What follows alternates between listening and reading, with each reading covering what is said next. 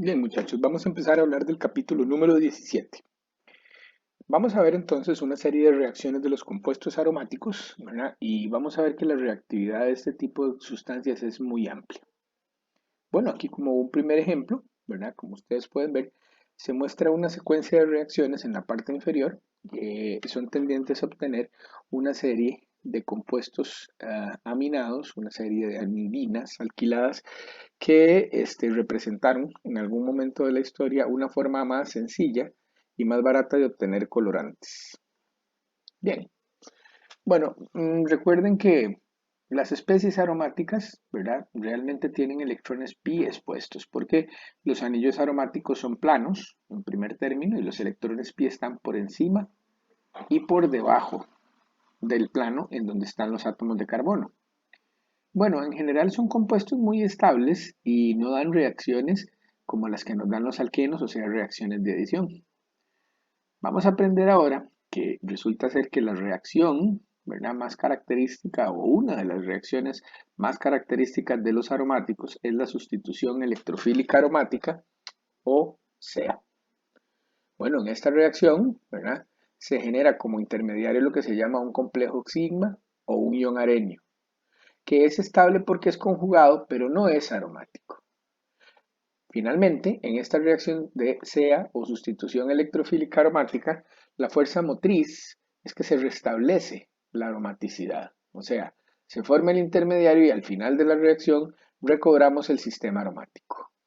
Bueno, antes de ver este esquema que está por acá, vamos a ver cómo ocurre esta reacción de sustitución. No es una adición, es una sustitución. Vamos a ver, si nosotros tenemos un electrófilo suficientemente fuerte, recuerden que los electrones del benceno son muy estables y no atacan, ¿verdad?, cualquier electrófilo, sino electrófilos fuertes. Si tenemos un electrófilo fuerte en el medio, entonces el anillo aromático se puede abrir y he aquí el complejo sigma o ion arenio. Fíjense ustedes que un par de electrones ha captado al electrófilo y se ha generado una carga positiva en uno de los carbonos de ese doble enlace que atacó el electrófilo. Vean cómo uno de los carbonos, ¿verdad?, el otro del doble enlace, se ha convertido en un carbono sp3. Como podemos apreciar, el complejo sigma tiene estructuras resonantes que muestran que es un carbocatión muy estable, pero ya no es aromático. Entonces, esta parte de la reacción es muy exotérmica, ¿verdad?, en general, porque rompemos el sistema aromático. Sin embargo, cualquier especie que pueda funcionar como una base en el medio, ¿verdad?, o algún compuesto que podamos añadir, es capaz de arrancar un protón, casualmente el protón que está en el carbono sp3, para devolver los electrones y restaurar el sistema aromático. Por eso es que esto no es una adición, es una sustitución, porque realmente hemos metido un electrófilo y hemos sacado un protón del anillo aromático. ¿Ok? Bueno, vamos a ver algunas reacciones típicas como la halogenación del benceno y vamos a estudiar la bromación. Bueno, ya ustedes saben, ¿verdad?, que el benceno no va a reaccionar directamente con el bromo. Sin embargo, si tenemos un ácido Lewis fuerte, como el tribromuro de hierro, lo que ocurre es que se forma un intermediario de este tipo, ¿verdad?, donde vamos a tener un átomo de bromo, ¿verdad?, que es un átomo de bromo muy, muy positivo, ¿verdad?, que puede ser atacado por el anillo aromático como se muestra acá. Entonces el anillo aromático capta un átomo de bromo, se forma el complejo sigma característico, ¿verdad? Fíjense que aquí está el carbono, sp3, y en un paso siguiente, ¿verdad? Esta especie, ¿verdad?, que no tiene ninguna cara de base, ¿verdad?, pero que funciona como base, es capaz de remover este protón para que se restaure la aromaticidad. Bueno, acá tenemos el diagrama de energía, ¿verdad?, versus coordenada de reacción para este proceso. Fíjense que el primer paso, ¿verdad?, hasta la formación del intermediario, es un paso exotérmico, ¿verdad? Y el segundo paso es rápido, el de la remoción del protón, porque claro, fíjense que el final de esta etapa va a ser la producción, ¿verdad?, de un compuesto nuevamente aromático. Entonces, por esta razón, nosotros podemos decir que el proceso global sí es exotérmico, pero como ustedes pueden ver, ¿verdad?, hay una inversión, ¿verdad?, aquí, perdón, de energía, tendiendo a formar el intermediario que no es aromático. Bueno, ya sabemos que entonces Con bromo reaccionan los alquenos directamente. El benceno no nos podría dar esta situación jamás. ¿Ok? Ni sin el doble enlace aquí. ¿Ok? Entonces, repasando, los ácidos de Lewis, que nosotros podemos agregar como catalíticos, generan en la especie que nosotros queremos meter en el anillo la carga suficiente para que este, pueda ser atacada por el anillo aromático. Ya dijimos que la reacción de formación del intermediario o hasta la formación del intermediario es endotérmica, ¿verdad? Luego, en la cloración usamos el tricloruro de aluminio. No mezclamos cosas, fíjense. Si cloramos, usamos tricloruro de aluminio. Si bromamos, utilizamos tribromuro de hierro. ¿Ok? Si usamos tricloruro de aluminio con bromo, podemos obtener una proporción, ¿verdad? Una mezcla de productos clorados y bromados. Por eso el catalítico, ¿verdad? Tiene que ser acorde con el halógeno que nosotros queremos, ¿cómo se llama? Colocar en el anillo. Bueno, veremos en otro capítulo, no en este, que la fluoración de anillos aromáticos no se hace por este medio. No son reacciones funcionales y ya nos referiremos al tema. La iodación no se hace utilizando un ácido de Lewis para incorporar el yodo dentro del anillo, sino que como podemos ver acá, se usa un sistema oxidante, ¿verdad? Un sistema oxidante en el cual el yodo se oxida, como ustedes pueden ver, a un ion positivo yodo, ¿verdad? Y este es el que es atacado por el anillo aromático. Bien, otra reacción que es muy común, ¿verdad? Dentro de la reacción de los sustitución electrofílica aromática del benceno o de otros aromáticos es la nitración. Bueno, aunque la nitración se puede hacer directamente con ácido nítrico concentrado en calor, no debe de realizarse de esta manera porque hay un peligro de explosión bastante importante. Entonces, fíjense que cuando el ácido nítrico se mezcla con el ácido sulfúrico, tenemos que el ácido nítrico puede captar un protón del ácido sulfúrico y se deshidrata formando una especie muy positiva que se llama el ion nitronio. Bueno, fíjense ustedes que el ion nitronio de nuevo es atacado por el anillo aromático, se forma el complejo sigma que tiene una carga positiva y un carbono Sp3. Posteriormente, la base conjugada del ácido sulfúrico es capaz de eliminar un protón, como ustedes pueden observar, y al eliminar ese protón se genera el producto de interés. Bueno, antes de seguir, quiero decirles que nitrar las especies aromáticas es muy importante, porque una vez que yo metí el NO2 puedo reducirlo y convertirlo en una amina. O sea, para poder tener una especie nitrogenada a partir de un aromático, la nitración resulta muy conveniente, siempre y cuando yo aplique otras reacciones después para convertir ese nitro en algo que me interese. Casualmente, ¿verdad? Aquí tenemos pues un ejemplo, perdón, y una secuencia de reacciones. La benzocaína, ¿verdad? Y la procaína, que son productos farmacéuticos, se pueden obtener por la nitración, ¿verdad? De especies y la posterior reducción del grupo nitroalamino. Fíjense ustedes que en esta secuencia de reacción lo explicamos. Nosotros podemos nitrar una especie, ¿verdad? Un alquil benceno, y después este nitro, ojo con esta reacción que es importante, se puede reducir o con zinc, o con estaño, o con hierro en presencia de ácido clorhídrico. Y entonces ya el grupo nitro pasa a un grupo amino, perdón. Veremos posteriormente que la presencia de un grupo amino favorece la reacción de sustitución electrofílica aromática. Bien, otra reacción más es la reacción de sulfonación. Entonces, como podemos apreciar acá, el trióxido de azufre, que es un ácido de Lewis fuerte, ¿verdad? Ustedes pueden ver acá, ¿verdad? O sea, aquí dice que es un electrófilo poderoso, ¿sí? Vean cómo en varias de las estructuras resonantes el azufre tiene una carga positiva. Entonces, el trióxido de azufre, en presencia de ácido sulfúrico, o bien el trióxido de azufre solo, puede generarnos lo que se llama un ácido bencén sulfónico. Bueno, ya habíamos visto un poco de la química de estas especies cuando a partir del ácido formábamos el cloruro de bencel sulfonilo que nos servía para generar grupos salientes en alcoholes. Bien, veamos a ver qué es lo que ocurre cuando tenemos una mezcla de trióxido de azufre, ¿sí? Y ácido sulfúrico. A esa mezcla con un contenido, con un porcentaje elevado del trióxido de azufre, que es un gas, ¿verdad? a esto se le llama ácido sulfúrico fumante. Fíjense que el ácido sulfúrico puede aumentar todavía más, digamos, ese carácter positivo del átomo de azufre, de tal manera que, como ustedes pueden ver, el anillo aromático lo puede atacar con facilidad, de nuevo generar el complejo sigma, ¿sí? Y producir el ácido sulfónico al final de esta reacción. Como ustedes pueden ver también en este otro mecanismo, ¿verdad? También el trióxido de azufre puede ser atacado directamente por el anillo aromático, en condiciones un poquito más fuertes que las del caso anterior, porque no está el ácido sulfúrico que ayuda a catalizar esto, ¿verdad? De nuevo, es lo mismo, muchachos. Lo que va cambiando es el electrófilo, si se dan cuenta. Pero yo tengo aquí el mismo complejo sigma que va a perder un protón del carbono sp3 para generar, en este caso, un anión benzensulfonato que puede después convertirse en el ácido por tratamiento con el mismo ácido sulfúrico. Bien, entonces, fíjense en esta secuencia. Yo puedo sulfonar una especie y generar el anión, ¿verdad? Con base. Resulta ser que esta especie, siempre y cuando R sea una cadena alquílica de cierto tamaño, larga, es lo que nosotros conocemos como un detergente. Entonces, esta química ha sido importante, ¿verdad? Desde siempre, para poder generar una serie o una gama de detergentes.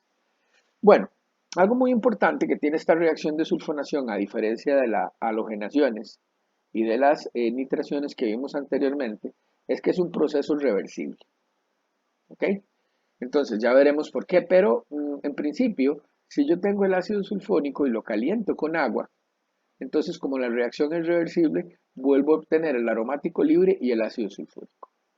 Como ustedes pueden ver acá abajo, el mecanismo, ¿verdad? Según el cual se revierte la reacción de sulfonación es el inverso, ¿verdad? Al de la reacción de sulfonación misma.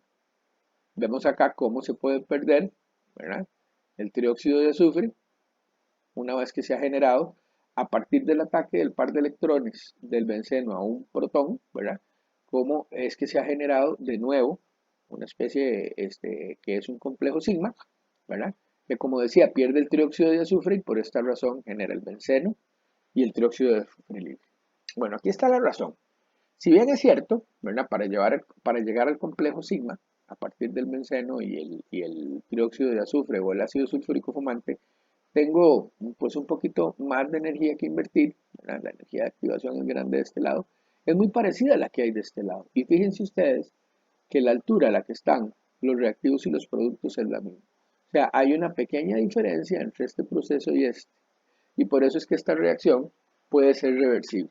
Así que cuando estamos sulfonando, si queremos obtener el producto sulfonado, es muy importante la remoción del agua, ¿verdad? Para que no haya mayormente la descomposición del producto deseado. Bien, pues fíjense ustedes que el benceno sí puede reaccionar, ¿verdad? Con D3O, ¿verdad? O sea, esto es el equivalente del ion hidronio, ¿verdad? Con deuterio, y lo que sucede en este caso es que resulta ser que yo puedo, a partir de reacciones de sustitución electrofílica aromática, deuterar el benceno y obtener esta especie hexadeuterada. ¿Para qué creen ustedes que sirve esto? Si nos acordamos del capítulo 13, nosotros necesitamos disolventes deuterados para resonancia magnética nuclear. Bueno, pero este tipo de reacciones en aromáticos me pueden servir para marcarlos y estudiarlos también, ¿verdad? En otros procesos de reacción por medios espectroscópicos. Bien. Ok, esas fueron algunas de las reacciones de sustitución electrofílica aromáticas más comunes. Vamos a ver ahora este tema, ¿verdad? De qué es lo que pasa cuando tenemos nosotros, muchachos, un aromático ya sustituido. Pero volveremos a ver, ¿verdad? Pronto, otras reacciones que son típicas de sustitución electrofílica aromática. Muy bien, fíjense ustedes que si yo tengo un aromático monosustituido, muchachos, yo podría pensar, bueno, este aromático que ya está monosustituido podría reaccionar más rápido que el benceno con un electrófilo o más lento. Y muy importante, como ya está monosustituido, ¿dónde se ubica el electrófilo, ¿sí? Que se va a incorporar al anillo. Entonces resulta que nosotros tenemos, ¿verdad?, que saber que hay grupos que activan al anillo aromático. Lo vamos a decir así, vamos a decir que estos grupos son activadores.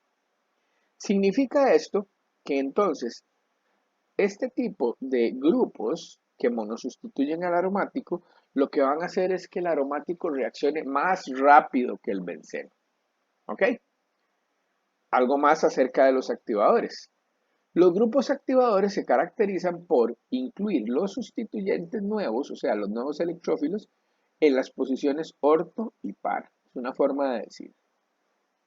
Ahora, también vamos a tener, muchachos, unos grupos que vamos a llamar desactivadores, que hacen que el aromático monosustituido reaccione más lento, ¿ok?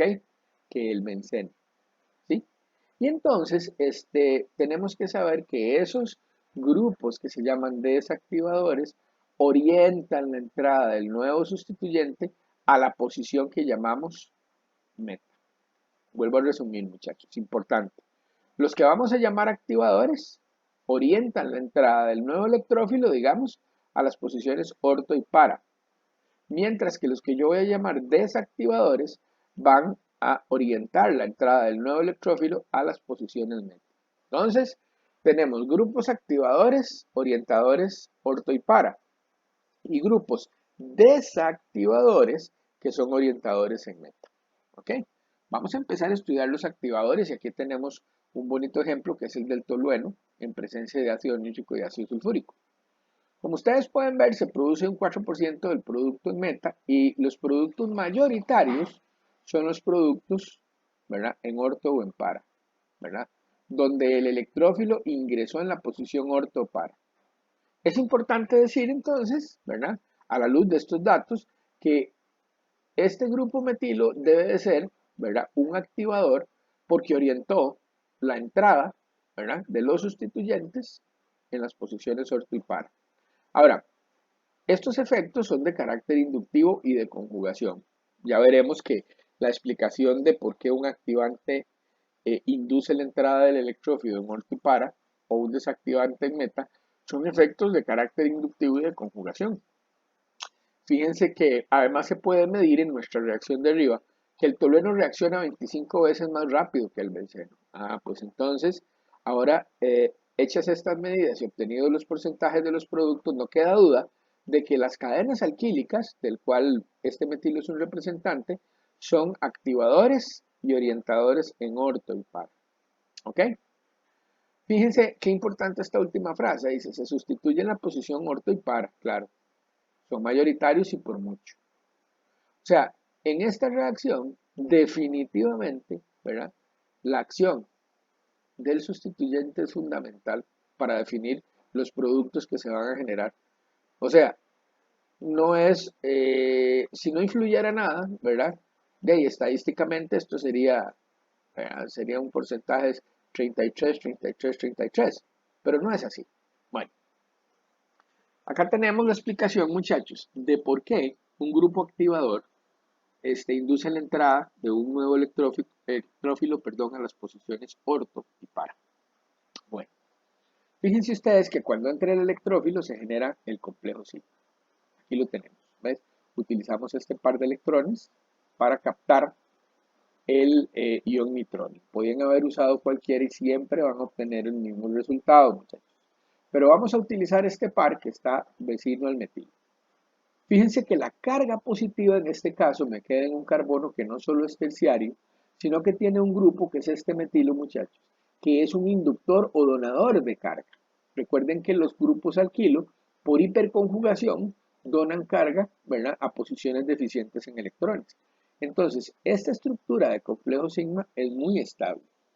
Es más estable que cualquiera de las estructuras que yo puedo tener, por ejemplo, del complejo sigma, que se forma cuando ataco con el ácido nítrico y el ácido sulfúrico al benceno. Bueno, tenemos otras dos estructuras resonantes, ¿verdad? Y entonces vemos que tenemos una que es muy estable. O sea, este complejo sigma ya es un complejo más estable que el del benceno, repetido. Ahora, fíjense que cuando pienso en la posición para, vuelvo a tener una estructura resonante, muchachos. en la cual tengo lo mismo. O sea, el carbocatión que es terciario, muchachos, y está en una posición donde hay un grupo que le dona carga. O sea, que hace esta carga positiva más pequeña. ¿Qué es lo que pasa si el grupo o si el electrófilo entrara en la posición meta como ustedes pueden ver acá? No tengo ninguna estructura,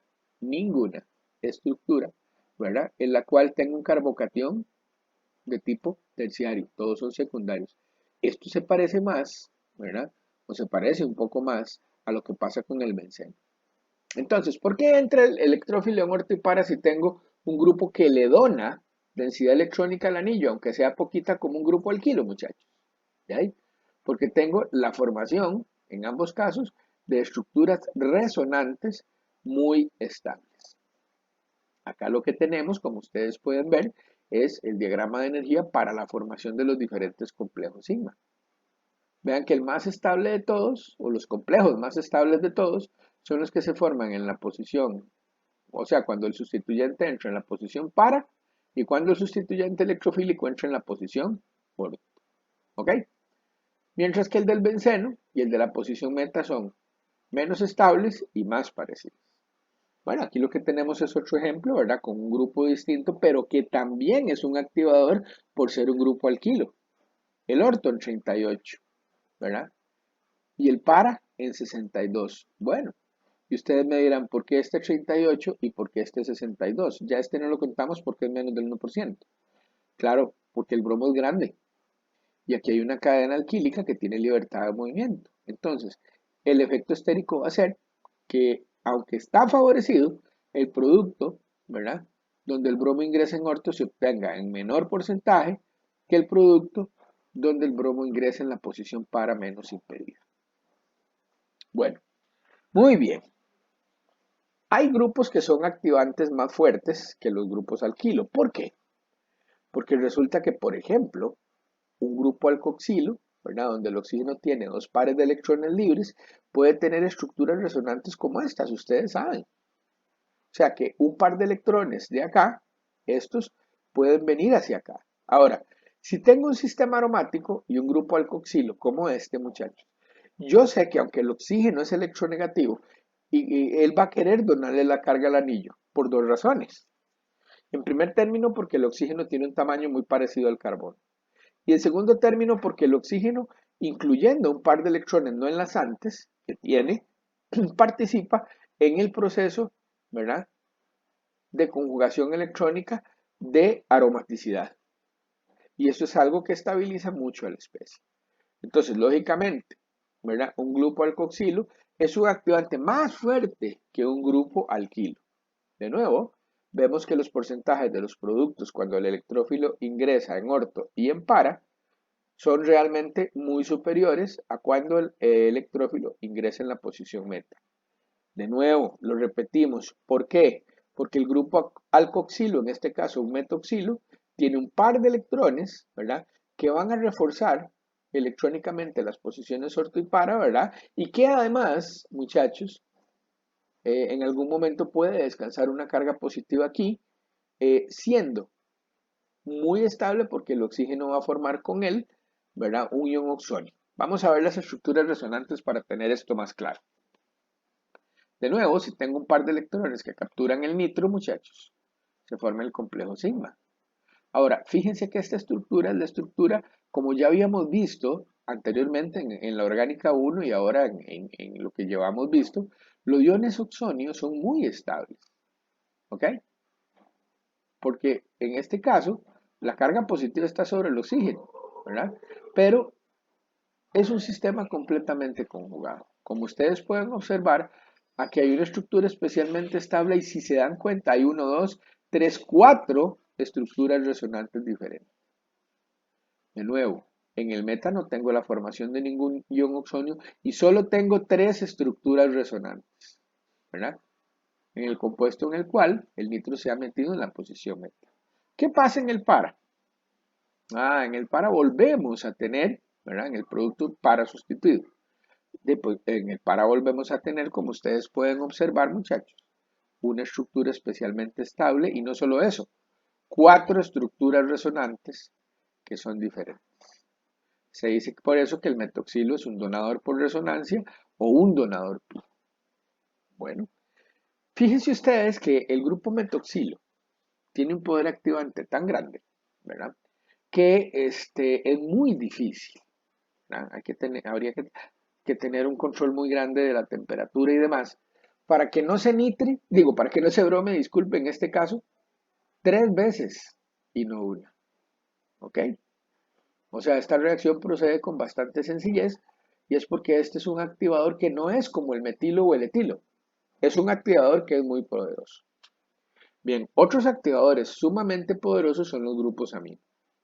Los grupos amino activan también tanto el anillo, ¿verdad?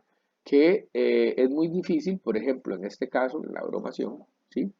Detenerse en el producto monobromado, ¿ok? Y es fácil obtener, ¿verdad? Debido a la naturaleza del activador que tenemos, el producto tribromado, ¿ok? Bueno, se controla entonces, no es que no se puedan hacer reacciones de sustitución electrofílica aromática controladas con esto, pero vuelvo a repetir, las condiciones de reacción deben de ser cuidadosamente, ¿verdad? Trabajadas, ¿verdad? Y además, en el caso del grupo amino, veremos posteriormente en algún ejercicio que él se puede proteger para hacer un activador un poco más débil, ¿verdad? Y producir la monosustitución con el nuevo electrófilo, quiero decir, ¿verdad?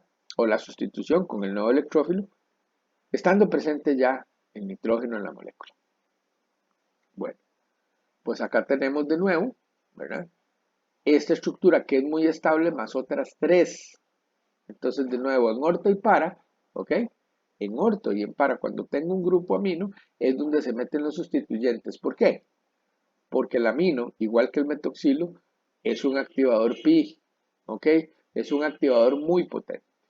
Bueno, fíjense ustedes que aquí lo decimos, el metoxilo y el amino tienen tamaños similares al carbón.